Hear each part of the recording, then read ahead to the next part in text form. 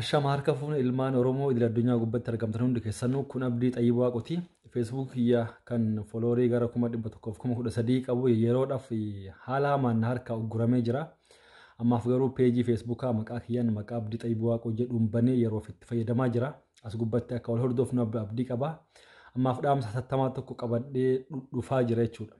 Duula ilmaan nafxanyaa uummata Oromoo irratti godhaa jiru ilaalchisee wanta adeemaa jiru miidiyaa gubbatti hundi kennayyuu argaa jirra. Kanaaf yoo takka lama jennee walitti himne aanan adii waliin jechuu taati.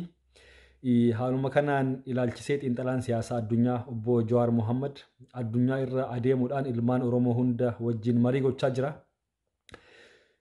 Minisootaa akkasuma dachii Ameerikaa gubbatti sabboontonni ilmaan Oromoo wanti isin hojjettan waan hedduu nama boonsu ulfaadhaa galatoomaa isiniin jechuu barbaada.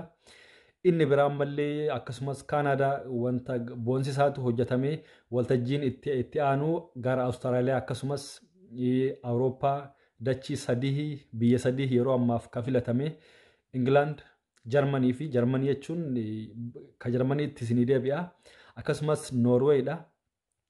Jarmaniin ammoo biyyoota Iskaandinaaviyaa hundas biyyoota akka Swiidin maaliin kunilleen asumatti kan wal arginu ta'a. Maaliif dhiphina yerootirraa kan ka'e xiinxalaan siyaasaa Jawaar Mohammad biyyoonni akka Hoolaandii, Swiidin maaliin kunniin waa walitti dhihaannuuf as Jarmanitti walga'ichi ta'uu hin danda'an malee akkasumas Faransaay, Itaalii dabalataa biyyoota maqaa hin dabalatee jechuudha.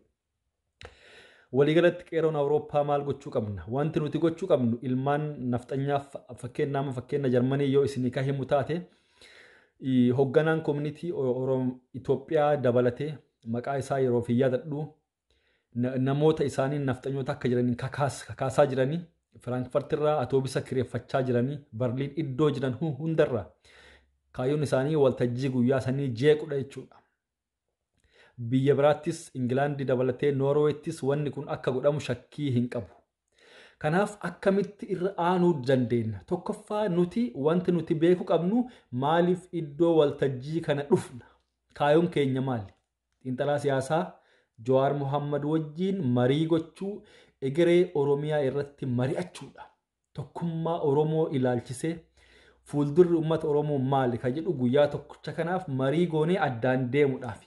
Wanni guddaan san diinni ammoo fedhiin diinaa maalii waan kana fashalsuu miira keessa nu galchuu ekspiriyaansii biyya Ameerikaatirraa fudhachuu qabna waan keessattuu waan diisitti ta'e yeroo daandii gubbarra deemtan yeroo gara waltajjiis dhuftan ta'e daandii gubbatti abashoonni isin arrabsanii miira keessa isin galchuu danda'an maaliifi kaayyoon isaanii waltajjii kana jeequudhaan nu bittinneessuudha. Waltajjii jecha fedhan yoo nuun jedhan tuffannee akka nama hin dhagahini bira dabru. Wantoonni akka yakkaa maalii yoo argitan viidiyoo waraabuu poolisitti kennu that's all dhumate. Jarmanitti waltajjiin kan godhamu magaalaa Nuurambargii adreesiin paabliklii hagammaa hin himamne.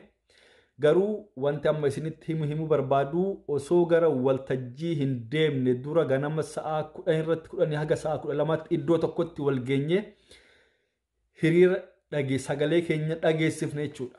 Sagalee keenya dhageessifna bakka takkatti wal geennee iddoon walgahis iddoo hiriirri itti godhamu irraa hin fagaatu. Adreesii isaa Abdoo Qaadii Abbaa Jabalfaanti yookaan booda kan maxxanfamu ta'a. Iddoo tokkotti wal geenna. Iddoo tokkotti wal geennee sa'aatii 10 haga sa'a 12tti sagalee keenya dhageessifnee achi booda sa'a 12 haga sa'a 13tti gara galmaa deemna.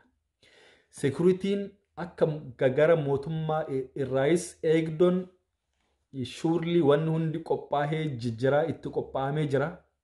Wanti nurraa eeggamu ilmaan Oromoo dachee Awurooppaa keessatti argamnu warri Jarmanitti as dhihoo jirru Faransaay, Itaalii, Hoolaand, Swiizerlaand maaliin kunniin Oostiriyaa dabalatee Jarmanitti kan wal arginu ta'a. Wanni guddaan kaayyoon maaliif iddoo kana dhufne jennee of sammuu keessa galchuu qabna.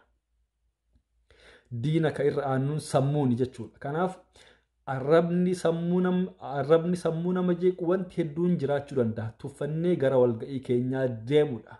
Dachiin dachii biyya faranjiitti seeratu jira. namni harkaa walitti deemu hin jiru jechuudha. Arraba isaanii dheeraa san dheerachuu danda'u nuti ammoo tuffannee bira dabruu qabna. Kanaaf tokkummaan waltajjii dachii sochoosu akka goonu abdii qaba. Galatooma ulfaadhaa. Babbaay kun abdii Xayyibuu Waaqooti.